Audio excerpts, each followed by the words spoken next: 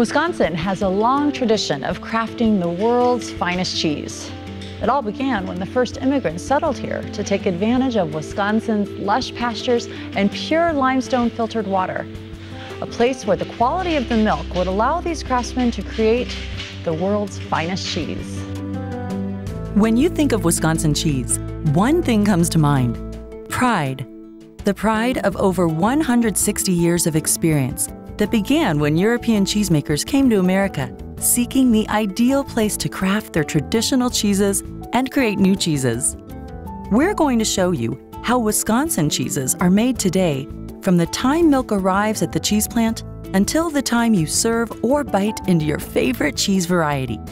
Because the more you know, the more discerning you can be in selecting cheese, and the more you'll come to value Wisconsin's cheesemaking heritage and quality.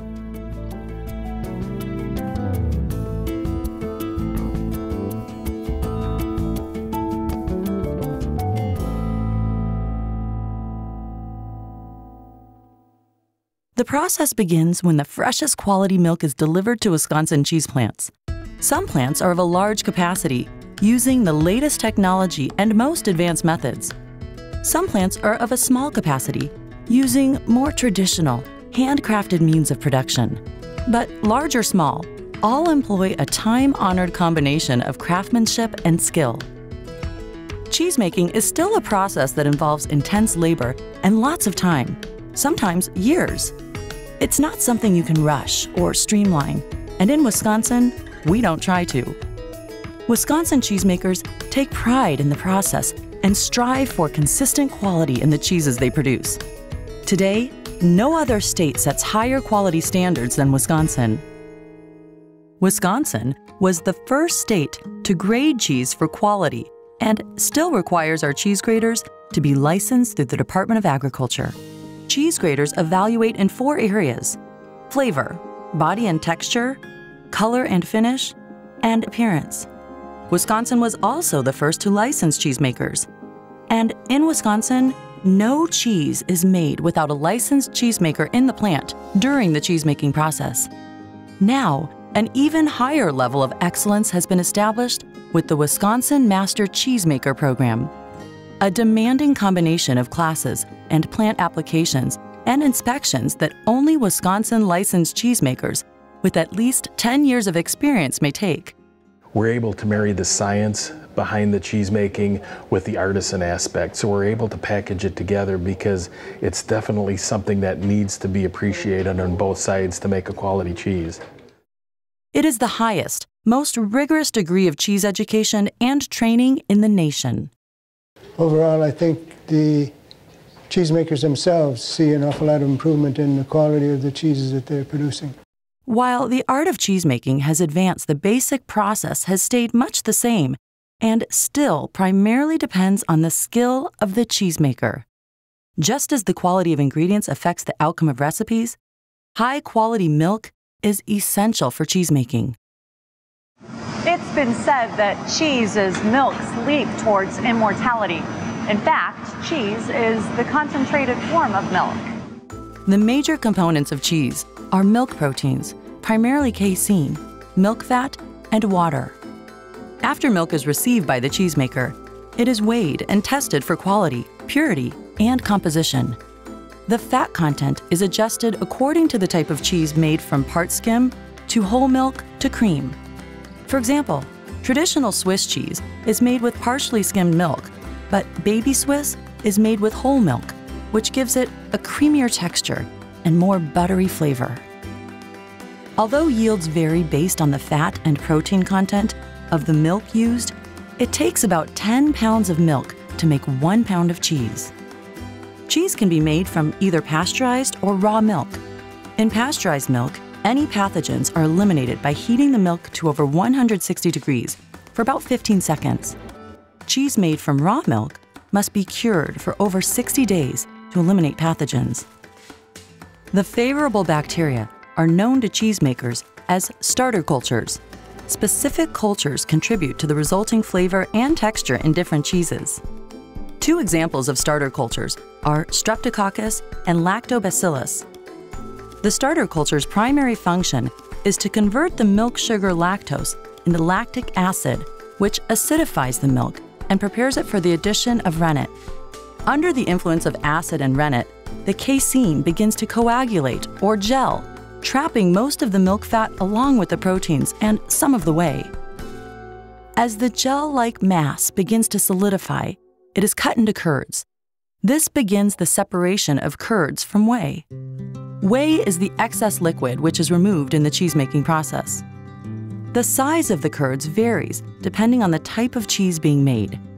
Large curds, cooked at low temperatures, retain more whey, have less protein bonding, and yield softer cheeses such as feta or brie. Curds that are cut smaller cook at higher temperatures, which allows more whey to escape and more protein bonding, which yields harder cheeses such as Asiago or Parmesan. The whey is either drained away from the curds, or the curds are dipped or pumped out of the vat into perforated forms. This step leads to a process known as the knitting of the curds. Knitting transforms individual curds into one body of cheese with the characteristics of the type of cheese desired. Curd knitting time also permits lactic acid development and regulates moisture control. With the combined action of the starter cultures still producing lactic acid, the protein filaments merge into larger fibers and the texture changes from being very elastic to being firm and resilient.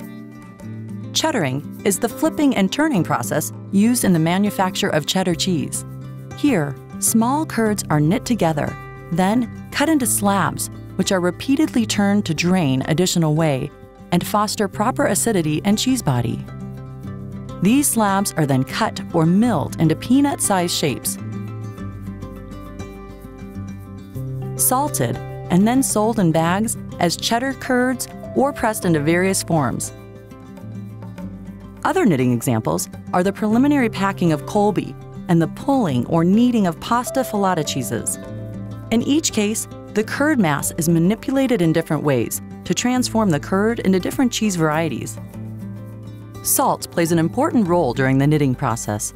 It is stirred directly into the curds for some types of cheeses, such as cheddar, rubbed on the surface during curing for Swiss, or dissolved in brine for cheeses like provolone and mozzarella. Salt plays three important roles. It encourages the curd to expel more whey, lowering the moisture content, enhances the flavor, and slows the bacterial activity, which prevents over-ripening. In the final stage of the curd knitting process, curds are transferred to forms or molds and pressed by their own weight or by applied pressure. The next step in the process is aging out the cheese. The curing process plays a key role in the final outcome of many cheeses and differs with the variety of cheese being made. Curing temperatures range from 35 to 50 degrees. Moisture can range from lower to higher levels at 80 to 95%. This is the last step in the cheesemaking recipe, which can take weeks, months, and with some cheeses, years to complete. Provolone, cheddar, and Parmesan are examples of cheese with no visible signs of ripening. They're ripened from the action of the bacteria evenly distributed throughout the cheese. Gruyere, Brick, and Limburger are examples of surface-ripened or washed rind cheeses that develop flavor and texture from the action of a harmless mold, bacteria, or yeast that is applied to the surface. During this process, the proteins and fats continue to be broken down into simpler compounds, which helps the cheese develop its final texture and flavor. The bloomy rind on brie is a result of Penicillium candidum, a white mold incorporated into the cheesemaking process. The mold produces enzymes which ripen the cheese from the outside in a matter of weeks. Blue cheeses are mold ripened throughout the interior from the action of mold that develops with characteristic veins and pockets throughout the cheese. There are several ways of categorizing cheese: type of milk, flavor, ripening methods, place of origin, and degree of hardness. A category is a family of cheeses that share similar characteristics. Varieties or types represent individual cheeses within the families. Styles refer to their shape and size. the most universal and logical system for classifying cheese is by degree of hardness, and it rests on legal definition. The U.S. legal standards of identity define maximum moisture, minimum milk fat, and in some cases, age. For current cheese standards, go to www.eatwisconsincheese.com. Wisconsin cheesemakers produce more than 600 varieties, types, and styles of cheeses. Cheeses you find in stores throughout the world and in dining establishments throughout the nation. Wisconsin leads the industry and the nation in the establishment of quality standards in cheesemaking, education and training, and in the support the state offers the cheesemakers. Making fine cheeses is a labor of love. It takes time. The result? Better cheese quality, better cheese performance, and better tasting food. It's a difference you can taste. We hope you've learned more about the wide variety of award-winning cheeses made in Wisconsin, about the craftsmen who make them, and how a tradition of care and quality is being passed from one generation to the next. You can sum it up all in one word: Wisconsin.